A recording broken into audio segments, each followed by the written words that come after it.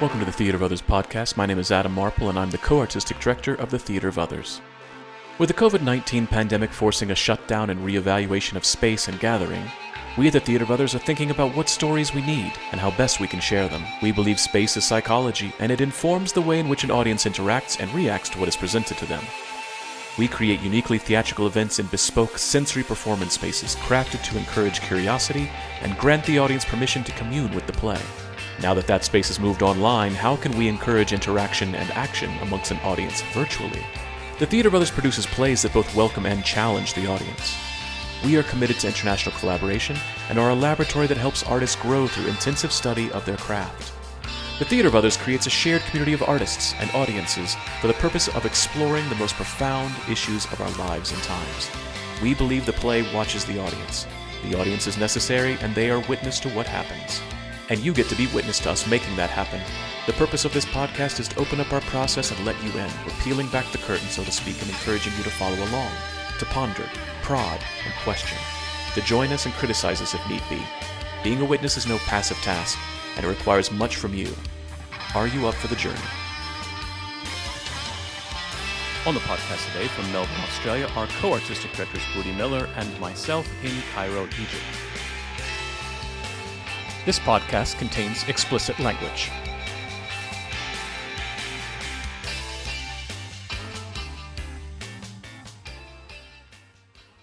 Hi, Adam. Hi, Budi. How you going? I'm doing well. How are you? I'm jet lagged. You're in the same time zone. What are you talking about? I feel jet lagged. Isn't it like an hour away? It's an hour and some change flight away. It's like an hour. In the same time zone. 15. In the same country. Yeah.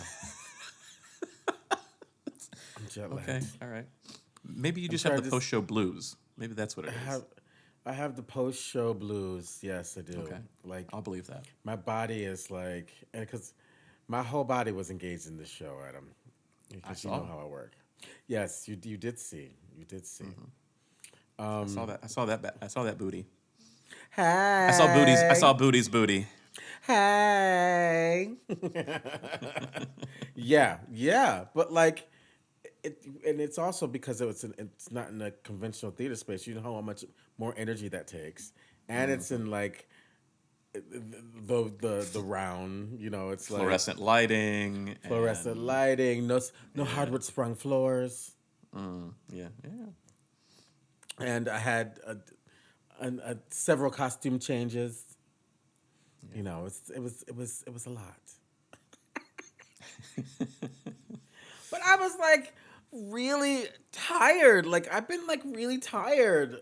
Like passing out like in the midday and like sleeping late, and the struggle's real. But I'm here. Okay, well, we're I'm glad here. to have you. I'm here, and it's just telling me that like maybe I should go for a run or something.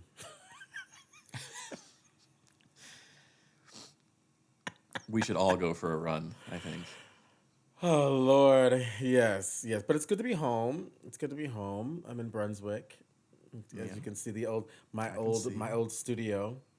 Yes, exactly. The old performance space. Yes, the old performance space, the old studio, the old TT space. This is where I taught during COVID. Yes, it's back in action with my Balinese photos behind me. You know, supporting me, healing me, clinging to me, embracing me, empowering me. And I got a new sweatsuit. I know it's not a Theater of Others, but it's a onesie. It's a monochrome. It's not a onesie, but it's a monochromatic look. Like I've got the tops and the bottoms. You know, the tops and the bottoms match. Do we need to make a Theater of Others onesie? I'm not sure if that's an option, but why haven't we? Oh my God, it could be by ours because that's one of your favorite things to do is to make up merch. So I do like we making need to merch. get, we do need And to you like do a buying onesie, merch. and I like buying merch, so it's a perfect marriage. Oh my God, that's why we're best friends. I buy Yeah. whatever you sell. I'm buying whatever you sell, baby. Fantastic. I'll How have are to look on you? there and see if they make. I'm okay. I'm okay. The semester is basically over. My students are all in rehearsals for their final presentations. The show is over. I have nothing going on that I have to. I was saying to my mom. I was saying, I have nothing on the horizons. I have nothing that I have to worry about to put behind me. I'm actually really quite comfortable and feeling quite good. And she said, "What have you done with my son? Where Really? is he Seriously? at?" I was just about to say, are you okay? I'm okay. I'm feeling good. I got a couple of projects on the horizon. They're far enough away that I don't have to worry about it right now. I'm in that kind of fecund, fertile space of thinking about it. And life is okay. Life is Wow, okay. therapy is really doing a good job. Yes, yes. Wow, all these years, and who the thunk? All you need to do is talk to a professional. I have my Not your days, of all course, your but yeah, not all your friends giving you bad advice, giving you bad therapy advice. no, no. Don't listen to your friends. Don't No, don't ever no, talk to your friends. no. Just Listen to your avoid friends therapist. altogether. Yeah, yeah. Yeah, Go to someone who went to school to try to get your head in order. yeah. Somebody who just let How's you talk and then you figure out for yourself, boy, I sound like an asshole. I should probably search well, therapy. yeah, because they really don't say anything. You just kind of just sit there They and really talk. don't. Yeah. They just let you talk and then let you figure out for yourself. Like, I'm getting tired of hearing myself say that. Maybe I should address that. Well, my therapy is going quite well as well, and but the show was quite therapeutic because it was Mm. so queer. It was so queer. Like, and I was with like so many different generations of queerness in the performance space, and they're connected to the whole queer scene in Sydney. So I was, as you saw on my Instagram, going dancing and Mm-hmm. doing gay things, queer things, and it was so good. It was healing, and I that's my New Year's resolution. Is I'm gonna be queer in 2023. So Okay. Melburnians, look out! You might see Budi's booty shaking his patootie. Hi at the club, up in the club, up in the club. Nice. But I have to prepare myself because my knees are not 20 years old anymore. Yeah. Yeah. The struggle is real. Them some old knees. Yeah, I do take my Panadol. I do take my Panadol before and after a dance session at the club. Hmm. And first Yeah. thing when I wake up in the morning. If I wake up in the morning, I usually wake up in the afternoon. Pre-gaming for the club is a shot of tequila and some glucosamine chondroitin. Oh my God, you know me. You know me. And like I said before, I'd rather show up to a club in a Zimmer frame than not show up at all. Oh, grrr. I often hear you say that. It is a catchphrase. It's something that I often say. It is something Yeah. I often say. I often say I would rather show up at the club with a Zimmer frame rather than to not go to the club at all. And then I'd Hmm. also say I'd rather have my ass hanging out than to not have an ass at all. And I would know what it means to not have an ass. Yeah, So yeah. You don't have an ass at all. that's why we complement each other so well. Oh my God, it's amazing. I've taken the booty that you don't have. Yeah, exactly. Thanks. When God was handing out booties at the beginning, he said, I'm a little short today. He'll be all right. He'll be all He'll be right. fine. He'll be fine. He'll be He'll be fine. fine. Now this black boy, he needs some ass. Let's give him some extra booty. Yeah. Rabble dabble doo, zimmy zimmy zim, bop bop bop bop, shazam, and Yep. then our butts were made. The Let there icons be that butt. they are. Yeah, let there be butt. Let there be butts. And there was butt. And it was good. And it was good. Now, how do you know it's good? That sounds pretty relative. The reviews are out. The reviews are out. The reviews Nice. are out. And what have you Yeah. heard? Have you heard that the butt is good? It depends on who is doing the reviewing, I suppose, you know. And it depends on what kind of butt you have, apparently. Apparently. Yeah. Yeah. Don't let our listeners be the butt of the joke, Adam. What are we talking about? A very smooth transition. I was very Boom. impressed with how that came out of nowhere, but that was great. Boom. I Yeah, got you yeah, on that one. exactly. That was good. Transition. That was a good one. Segue. Yeah, that was good. That was good. Some of them are really hamstringed and forced. You had to kind of shoehorn them in, but this one just like wow, I was taken aback. Wow, we just were Boom. here. Okay, this is Boom, good. boom, boom. Let's go back to my room so we can do it all night and you can make me feel right. Ah, boom, boom, boom. Boom. Nice. Drop the mic. Drop the mic. Drop the mic. Yes. Okay. So I read a couple days ago of a controversy brewing on a show, a current show as of this podcast, because it will close, that was kind of taking social media by storm because a review in the New York Times of this Broadway musical was very divisive in terms of what the producers and the cast thought. The reviewer was saying, the critic was saying, and the producers demanded an apology for a racist critique. And so I sent to Budi this morning the review itself and the demand for apology. And that's what we're talking about Yes. today. We're talking about the critic and the critic's Yes. place in Le society today. critique. Le critique. Now, what is the etymological meaning of le critique, Adam Marple? Man, I don't know. You want me to look up etymology? all of a What? You sudden? normally know. You are like in the olden days. Is that what I said? You always say in the olden days it was pronounced niche, but in current times it's pronounced niche. We're not getting down this road again. All right. So etymologically, critic from Latin criticus, a judge, a censor, an estimator. So it's not too far off from how we think about it in this day, but to understand how the artist felt, however, is not criticism. Criticism is investigation of what the work is good for.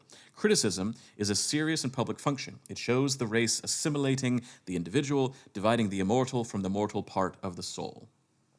So, Okay, so that first bit you just read, read that part again because I think that will work quite well with what we're going to talk about. I agree. To understand how the artist felt, however, is not criticism. Criticism is an investigation of what the work is good for. Criticism is a serious and public function. So then, my question is: do you feel that when you read the article that started this whole hoopla, was it a critique or was it biased? So, in full disclosure, I read the demand for an apology first. So, reading the review, it was a little bit difficult for me to not already be looking for bias. Okay. I didn't find bias in the review. I found somebody watching something and saying, this doesn't work. And when you sent it to me, I read it and then read the letter second. And I found it to be unbiased as well. I just thought he said it was a bad show. Yeah. And then the letter took it to a whole nother realm. Now, my Yes. question is, the producers of this show, they're not normal theater producers. They don't know the realm of producing theater, do they?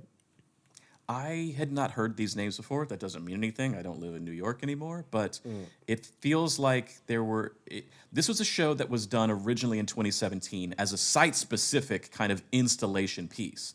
Yeah. And the reviewer of this version also reviewed that version, and you can find that article linked in it as well. And he talks about this actually works better as a site-specific piece. There's problems. It's weird. I'm not used to this. This is not my kind of cultural milieu, but this is really quite interesting. And then they transferred it to Broadway and got rid of all site-specificness and put it in a proscenium and then just tried to make it into a regular musical. And then he said, this doesn't work. No, I agree with you. And I think he also, at the beginning, said that it worked better as a site-specific piece. He Yes. didn't say it was a bad play. No. He said the current production. Right. Does not work. And the additions to the production do not work. And that the production in the space does not work. Now, Yeah.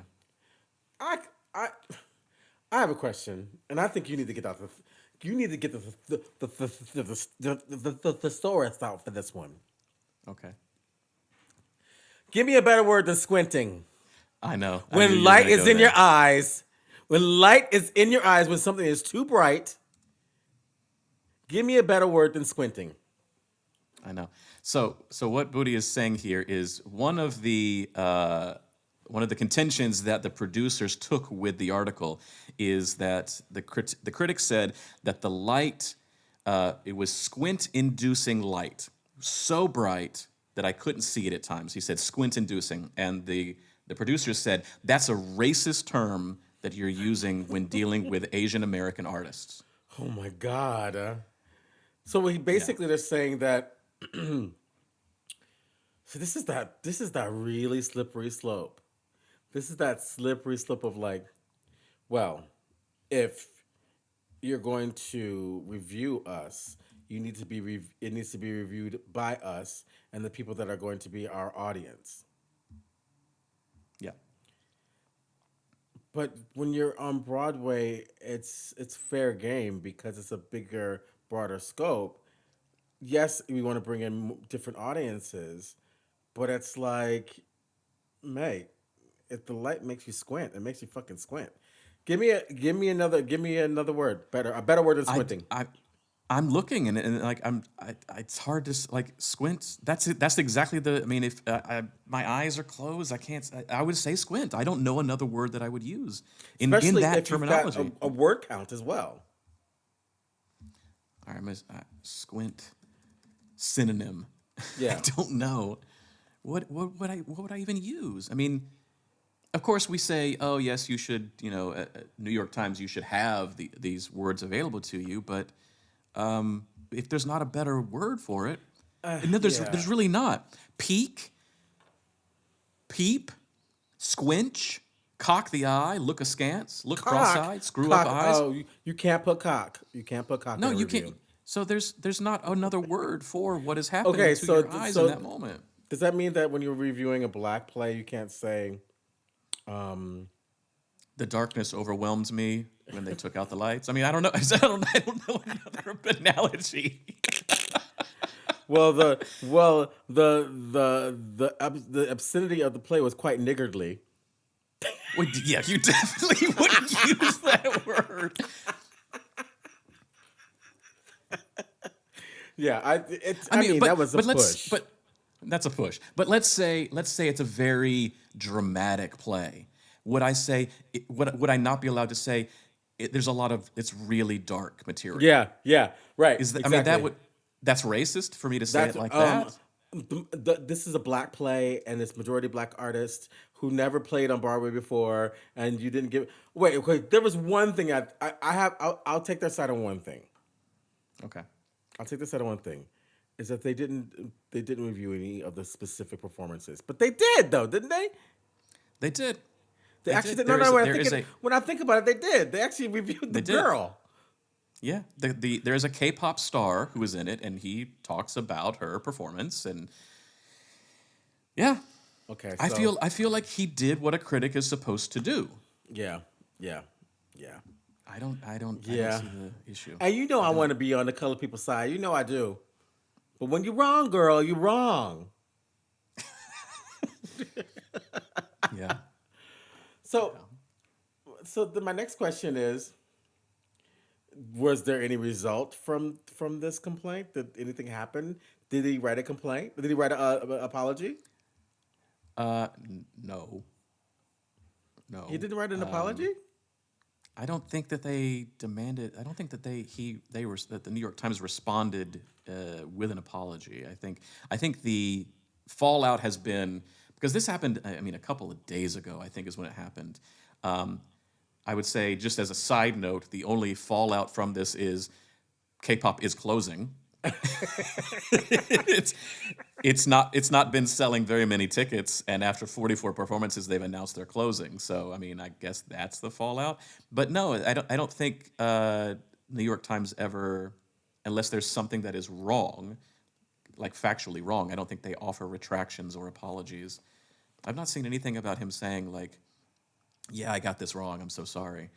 I think rightfully so. Yeah.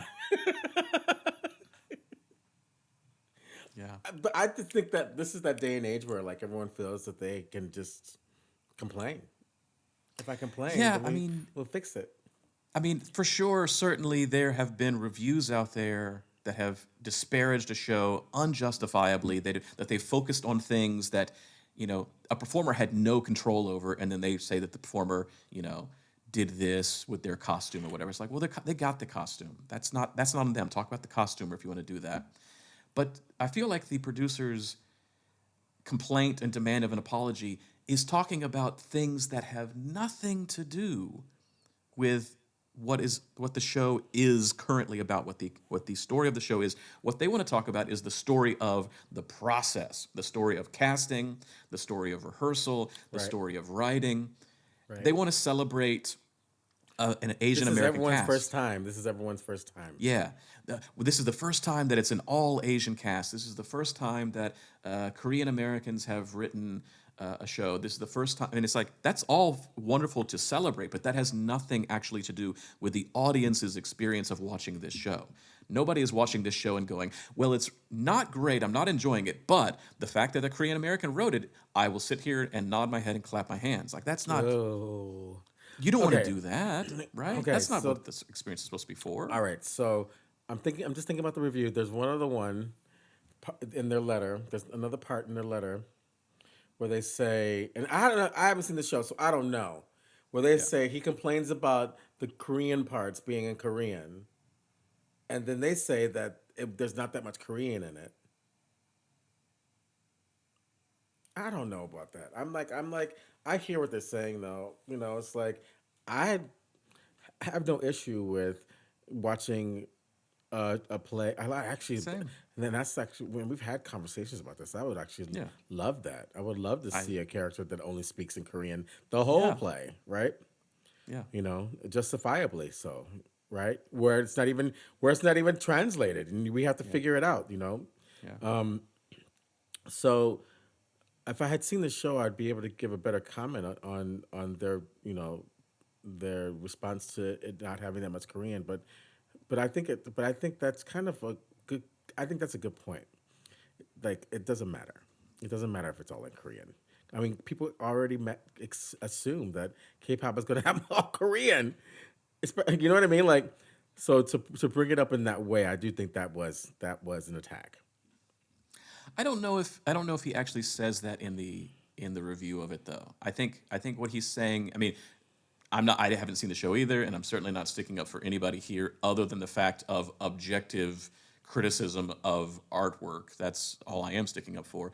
He talks about the design. There are video screens everywhere. The entire design is made up of LED panels of things being shown. I mean, we know what kind of concerts look like now. And I think in terms of I absolutely enjoy as well from I mean one of the great things I loved about Singaporean theater is the mixing and blending of language where I don't necessarily need to have translation for context for subtext and I love that and I appreciate that and I continue to see that.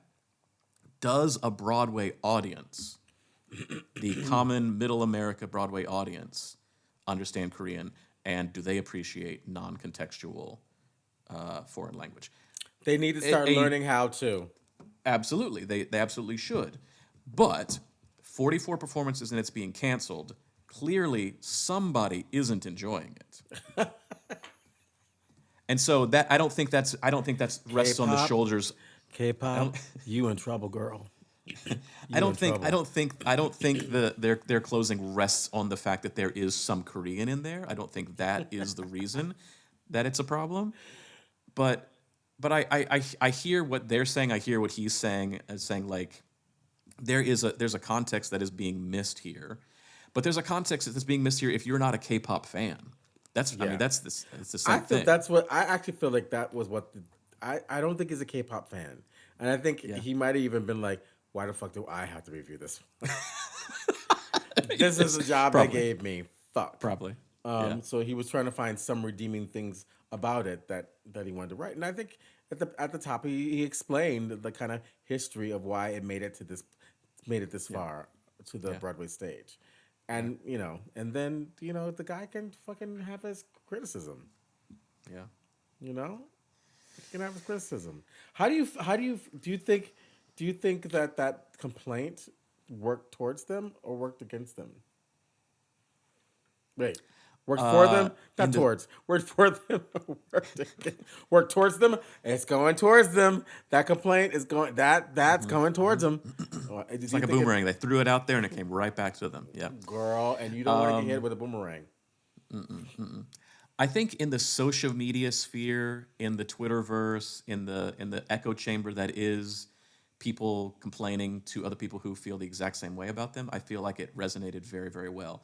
In the actual theater world, no, I don't think it did. I mean, one, because again, they've announced that they're closing, so it didn't increase ticket sales, and it didn't do anything for their box office.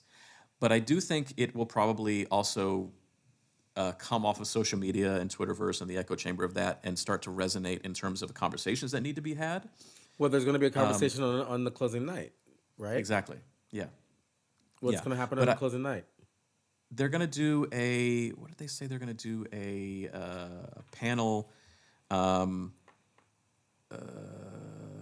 include a panel discussion about Asian American and Pacific Islander representation on Broadway, which is fantastic. They should do that anyway. Why did they need this quote unquote controversy to do that? They didn't do that. There wasn't a part of it beforehand, but now that there's an article that is slightly disparaging to the show, not to the people making the show, now they're going to have that conversation. But I really feel like that conversation is probably not going to be a productive one because it's probably going to be a bunch of people bitching about that article. Wow, yeah, probably. Well, maybe if they listen to our podcast, they'll put other people on there. Subscribe. Yeah, exactly. They better give us 5 stars. After this review, they better not give us 5 stars. We might have to send them a letter. Yeah, exactly. Racist theater of others. We demand an apology from them. And then we'll have to send a letter to them saying, look, motherfucker. Yeah, exactly. Either you change your review or we're coming for blood. We're coming for you. I don't like bad reviews. I mean, then get out of the business, baby. I mean, like people are not gonna like everything you do. I think I think it actually has done something for them because now people are gonna go. I need to see the bad show. It's kind of like Showgirls. You would think. You would think like Cats, the movie. You would think it would be like it. It's like what are they called, the Swifties. Anybody that comes after Taylor Swift, there's an army of people that will then do whatever they can for her. Not that she makes bad music. I'm not comparing Taylor Swift to K-pop at all. I'm just saying there are people that are the true fans. And if that's the case, if this was a really great musical, then those true fans should come out in droves in these next 2 weeks, and they should see record box office numbers. Yeah, but y'all should go see the show. That doesn't seem to be the case. That doesn't seem to be the case. Well, maybe because, we have listeners all around the world. They'll all fly to New York to go see this show just to be at the talkback. Everyone, make it to the closing. When is it closing? What's the closing date? Let me see. When is the announced date? I don't think they've actually even announced. We'll close on Sunday. Sunday, and when was this article written? December 7th. So we are recording on the 8th. So it's going to close in 5 days. It's going to close in 4 days. So when you hear this, it's already so closed. when you hear this, it's closed. It's already closed. But that's amazing. They announced it's going to close on Sunday. So they give 4 days notice of a closing.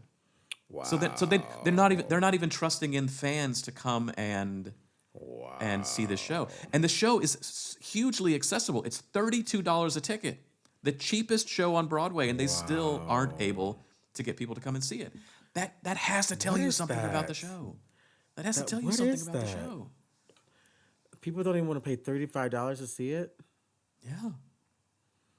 Wow. I mean, look, K-pop fans, the musical genre K-pop, not the Broadway play K-pop, but the musical genre K-pop has huge fans. It's a huge drawing. I don't understand it. I don't particularly like that music, but I understand that other people do. But they couldn't get those huge fans to come and see the show and then stand outside and make other people come and see the show and then talk about it online. It's because they don't have the stars in the shows. I mean, Broadway is about the stars, right? I guess. They didn't cast it well. Maybe this is not the play to have newcomers. Maybe this, and if you do have newcomers, there should be newcomers to this, to the Broadway stage, but not newcomers to the industry. To the genre, that can bring, you need people to like recognize the names. If they go, oh my God, my favorite pop star is in this, then girls will go crazy for that. Yeah, exactly. If and you were boys, to cast and non-binary people. If you were to cast BTS in this would be the highest grossing Broadway musical of all time. Yeah. Let's be honest. Whether it was good or not, still, just having BTS associated with it, even three of them, of the, I don't know, what are there, 6, 9? I don't even know how many of there are. If you had There's 3 like of them 12 there. Of them. There's like 12 of them. I don't know how many there are. Again, I don't know K-pop. I don't even try to pretend that I do. Well, but the other thing is that, like, see, this is why I wish I had seen it, because it kind of feels like there might have been like acting in it, because maybe it was so difficult to act that they couldn't have trusted a K-popper to push it through. I don't know. I don't wish I had seen it. I mean, I wish I'd seen it so I could talk about it in this way. But I was having a conversation last night. And I was saying that if I had seen it, I would be miserable. I know that. And the thing is, I would be miserable, and I would be sitting next to somebody who was having the time of their lives. And you'd walk out with all the songs stuck in your head. Exactly. I would be miserable there, and I'd be miserable for the next 3 days singing the stupid songs. It's stuck in my head. But that's just it. I mean, that's the point, is it's not made for me, and it's not made for certain people. It's made for people who I would be sitting next to somebody who'd have the time of their lives, and who maybe for the first time had seen theater, and maybe for the first time thought, oh my God, I want to do this with my life. And that's a valid experience, and we should absolutely be having that. And I think that's that diversity Mamma Mia. of genre. Yeah. When I saw Mamma Mia, I was SpongeBob. Like, yeah. Oh, you hated SpongeBob. I hated SpongeBob.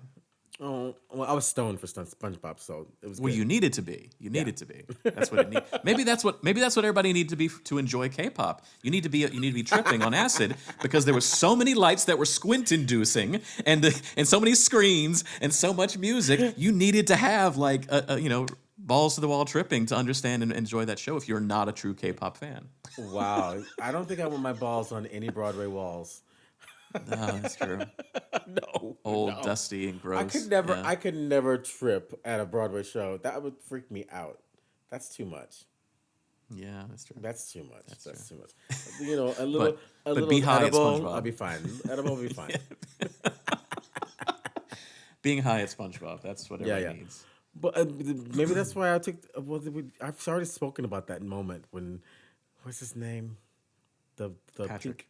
Patrick sings about he sings about his love for SpongeBob and how he misses his best friend. It's so good. I was very moved, but I saw it live. You saw it live too. Oh, you saw the whole thing. I saw it live. Yeah, you just. I saw it sober. Yeah, that's why. asked why. I was miserable. I kept on wondering why all the parents were outside at the bar beforehand. Why there was a huge rush that I had to weave my way through the bar to get to my seat. And I go, that's an odd place to put a bar. And then afterwards, I was like, oh, that's so smart. That's Yeah. absolutely what you need to have. Yeah. Stop them from leaving because there's a bar right there. They go, okay, Yeah. I'll just get drunk. Yeah. Yeah. So but I think they should have like a musical theater reviewer and then a theater reviewer. That may be, yeah. It actually may make more sense to have something like that, so that there's somebody who is completely knowledgeable in the genre, in the historical setting of where this place, where this musical sits in historical. I mean, it's like one of those things where, like, when Rent came out, and it upset everything of how musicals were supposed to be made. Right. Did that reviewer understand what had just happened, or But I think that they think that, well, all theater is theater, and therefore, I see all theater. I should be able to speak to that. But maybe it needs to have a musical theater reviewer and a theater reviewer, or whatever. I don't know. I think that's a good that would go, tips the scale in the direction of the producers who wrote their complaint letter, that they, how can we trust this review when we're already so hurt by the industry? And that's what I heard. yeah. What I also heard was we should have had an Asian American reviewer Yeah. of this, and I'm not sure if so an Asian American reviewer will be nicer to them. Well, that certainly doesn't seem to be the job of what the critic is supposed to do. No. And what if they weren't nice? Would they also be cast as racist as well? They'd call it lateral violence. Thank you, Brooke. Thank you, Brooke. Thank you, Brooke Andrew. Yeah, it's true. It's true though, because but then the other thing is, like, this is that slippery slope I'm talking about. It's like, aren't those the audiences that they want to come to theater to see their show? Like, honestly, like when we think about like last year's winner, Strange Loop, I completely identified with it because it was basically my story on stage. Right. Galtney totally fell into it because Galtney knows good theater, and also he recognized that it's literally my story on stage. Yeah. You'd love it because you'd realize it's literally Budi's story on stage. Yeah. And I think there's the reason why I'm saying that is because there is a community that is invited to see these types of stories and narratives from a different lens. So Strange Loop speaks to our whole community, the people that we fuck with, the people at our barbecue. And maybe that's what are the Korean barbecue. That's racist. That's racist. Are you invited to? See, that's the thing. Jesse Green was not invited to the Korean barbecue. Korean barbecue. No, That's he what was they not. wanted. They wanted someone that they would invite to the Korean barbecue. Yeah, yeah. And he thought he was coming to American Southern barbecue. He thought he was coming to North Yeah. Carolina barbecue. Yeah. And it was Korean barbecue instead. Yeah. Yeah. It's like when you're expecting milk, but you get orange juice instead, and the mouth Ooh. doesn't quite understand what's going on. Or if you're expecting water and you get milk instead. Yeah. Yeah. Yeah, I don't think that was what was happening.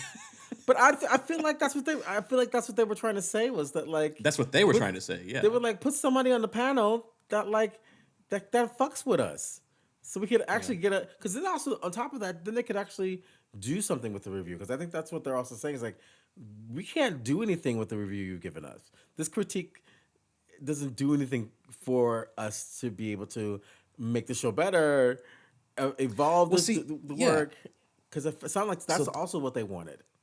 And that I'll get behind. I will fuck with that, and I will get behind that. And that's a valid criticism of critique. What is criticism's place? Is it supposed to be for the audience to say, buy this, don't buy this? Or is it supposed to be a historical context for long-term generational kind of sense? Is it supposed to be for the artists themselves? What is criticism for? And that's a valid question that we should address. I think criticism is for the negotiation of choices that you've made and possible development in the future production. In this medium, because but the problem is it's not that. A lot of the times it's like buy or not buy this ticket. But Yeah. when you get and often what happens is the ticket the ones that are like buy a ticket to this show, they also include that kind of criticism because they want to see it go further. They want Yeah. they say this particular actor was a standout. This dramaturgical choice was a bit unclear. You know what I mean? Like, Hmm.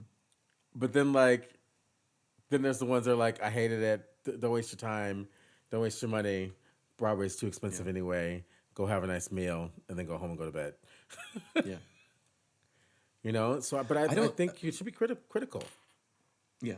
Yeah, you should be. You should absolutely be in terms of I don't think this article was just, don't buy this. This was horrible. Goodbye. I mean, it did try to address some things, but clearly it is. I mean, there's a bias, not a racial bias. I think there's a Yeah. bias of not liking this show, Yeah. and especially linking the article to the review of the other version that was clearly a much better version. Yeah. In the article itself, it was saying this works in a surprising and weird way. Yeah. And then all that magic was lost in this version, which just tried to like put it on a proscenium and be done. I don't Yeah. know. And I think it's just really there's two words that I always three words. There's three words that you have to use with care. It's like, and the reason why these three words you have to use with care, it's like a person who has a large penis. That's a dangerous instrument. Just like There's a yes, huge responsibility. You have to understand the power of your penis. And these three words are just as powerful. And these words are racism, bullying, and triggered. yeah, I take those three things very seriously, as well as a large cock. yes, A huge penis. You gotta take it slow. And you gotta be clear. You gotta be clear if you really want to go in that direction. Is it really racism? Is it really triggering? And yeah, is it really bullying? yeah, And because I take those things very seriously. yeah. Very, very, very seriously. Because I've been on the receiving end of all four of those things. And I take them very, very seriously.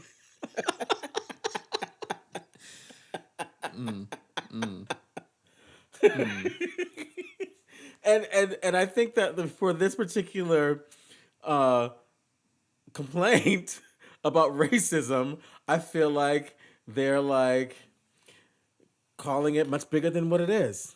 I think they're I think there's just I think you can handle it. I think take a breath, take a deep breath in and just deal with it. And just deal with the review. Take it in. Yeah. Learn from it. If it burns like fire, it burns like fire. God. We're a real thin line here, Booty. It's a real thin line here. But I'm trying to make you laugh at it because these things are Yeah, so fucking serious, man. yeah, And I yeah, want yeah, people yeah. to like understand that it's not as frivolous as that. Yeah, yeah, yeah. Thank you. I feel like it undermines actual racism, actual bullying, actual trigger things to then Yeah. say he was mean in this article, and because he used this word, he is a racist, and the New York Times is Yeah. also racist. Yeah.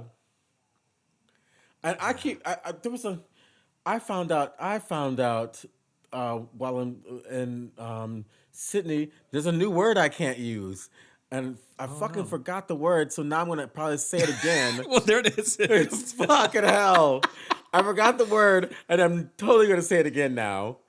And then, Racist. fucking hell. And and you're racist, bullying somebody, and you're going to trigger somebody with that use I'm of that definitely word gonna trigger that you someone. only just learned. I'm definitely gonna trigger someone. I'm definitely gonna. You saw that post that I put on Instagram that like from that licensed therapist and blah blah blah blah blah, where it's like. Mm-hmm. He's like, here's a big sign in the top corner that said triggering information. And he said, and he starts it off as like, this might be triggering to some of you, but I must let you know that your triggers are your responsibility, Yeah. not anyone else's. Yeah. Yeah. I don't know. That's a whole other podcast. Trigger You warnings know and what I whatnot mean? to talk about. Ooh, Yeah. we need it. We might get canceled after. I might say the word I'm not supposed to say. What was the word? It was a word that I was just kind of like, huh? Like, but that every time I do use a word that I'm not supposed to say anymore, it is like, huh? Because it's like Yeah. trapped to my 80s life, I know. my rayon reality, Yeah. my leg warmer lunges. That's why I mostly stay quiet. I don't talk outside of the podcast. You don't hear my voice. So Is that why you just stand in a corner and smolder? It's exactly. I'll just stand here and look pretty.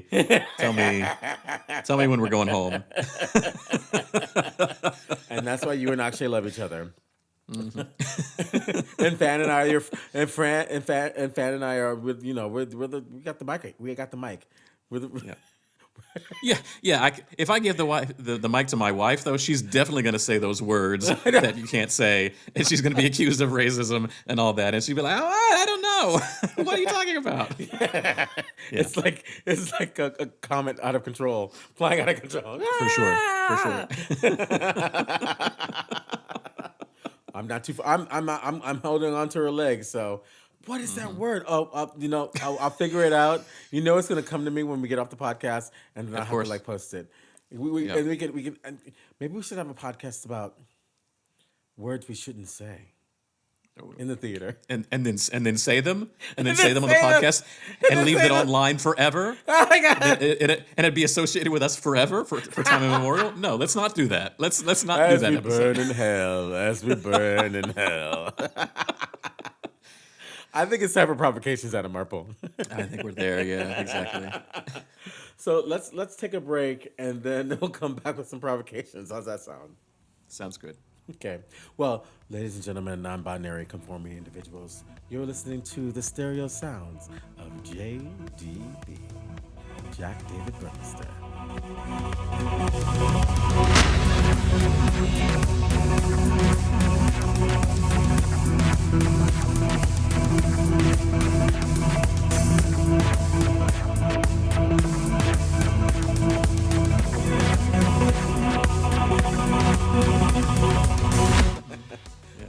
Well, Adam, we're at provocations now.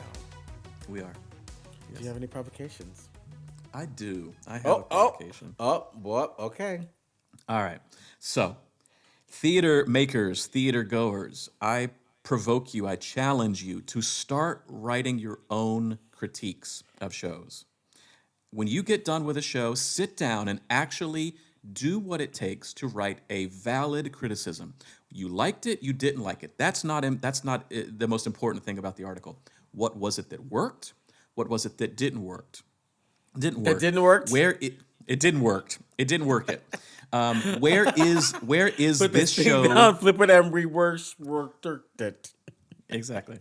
Where does this show live contextually in historical context of plays that are being made now, and in the historical context of theater making? And it's not about what you would have done better. This is the worst critic, is the critic who could have directed it better than anybody else. But it's about saying, if they were to go back into the room, maybe they could focus on these things.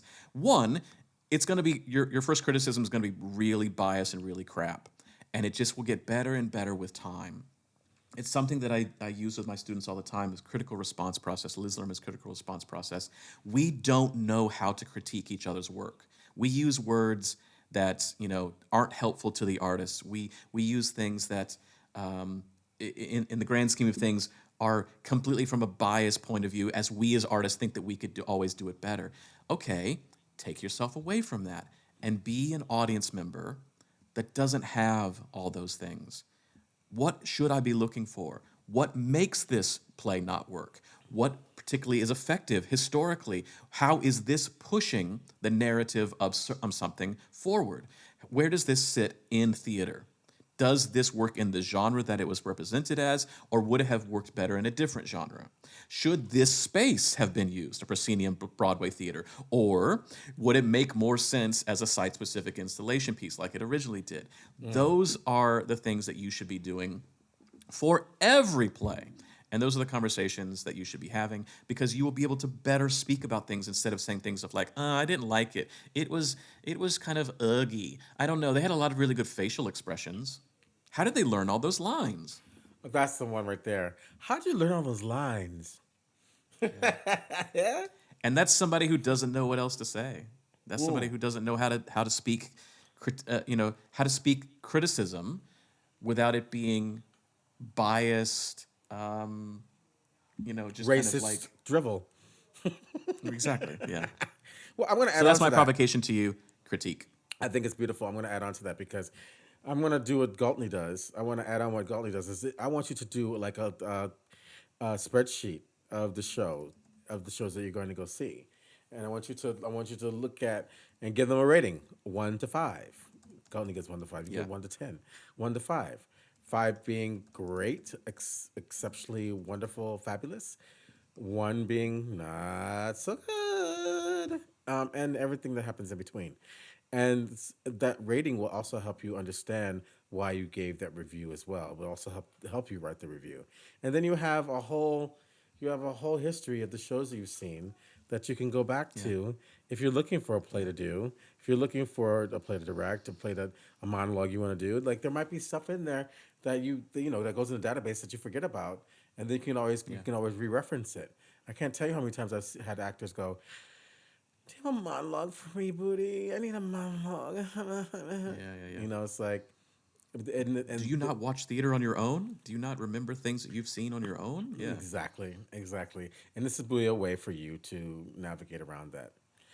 Adam, Marple, how will we know that they did these things?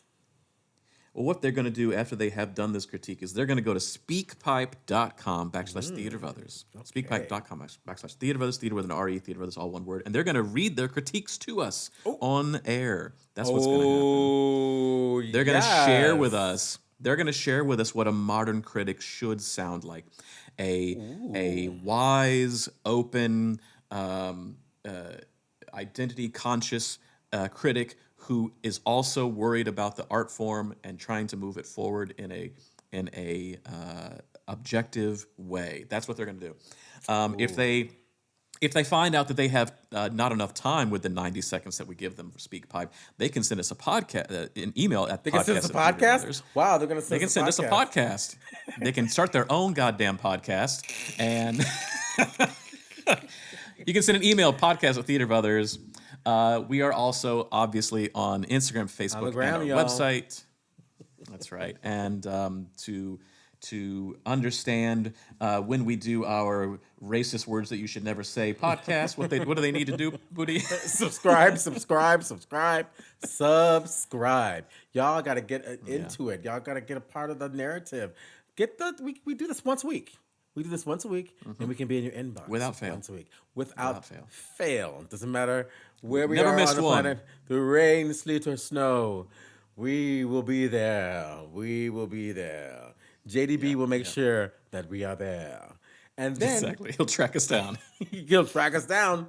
He will track us down in a bat infested cave if we has to. And then you can give us 5 stars like my Uber driver does if you really like us. You give me 5 star? I'll give you 5 star. 5 star. And if you really, really, really, really like us, like Sally Fields, you like us, you really like us, you can give us a written review. Yeah. Do we want to critique or do we want to review? I don't mind a critique. It only makes us better. Okay, just don't use those words that we're not allowed to use anymore. When I can remember them, I'll let you know. Yeah, it's gonna be something so obscure or no, so it's totally not. like, it's not. I swear, it's not. It's not. It's something. Oh, Can of peas. Man. No, it's not that. It's going to be something like you can't say coffee cup anymore. That's what it felt like. It felt like I was never going to be able to order a What? coffee again. I said I have a long black. That's racist. Exactly. I said I'll have my coffee like I like my men, long and black. I'm sorry, sir. That's racist, and I cannot fulfill your order. We don't do that kind of thing here in Starbucks. Do you do oat milk? That feels triggering. I don't know why, but it does. Wow. The way that you said that.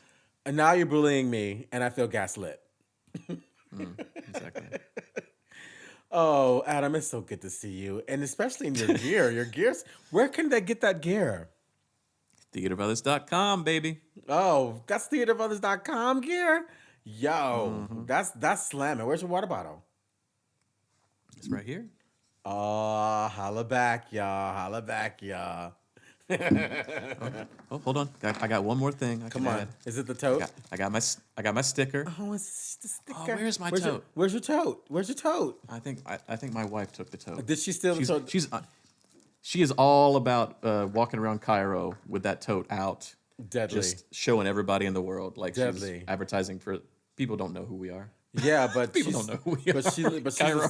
But she's a supermodel. She's a supermodel, so She's they'll an want to know influencer, who we yeah. are. She's a total influencer. Yeah. She walks out in the streets and people just want what she's wearing. She's that fierce. Exactly. Exactly. Give your wife my love, please. I will give your husband my love. Oh, you're giving your love this time. Yeah, I have love to share now. Oh, that's so lovely. Isn't that wonderful? I love you too. I love you. And for you listeners out there, we'll be back next week. I swear, we'll be back next week. We'll be back next week. Bye.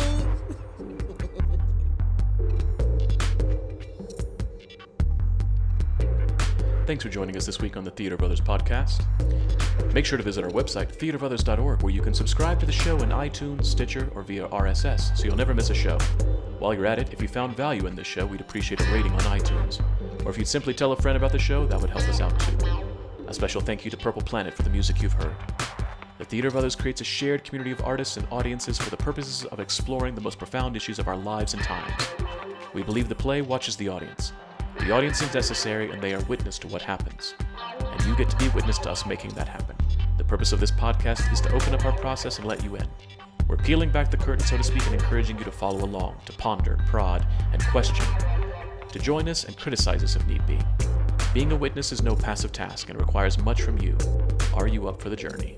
Be sure to tune in next week for our next journey.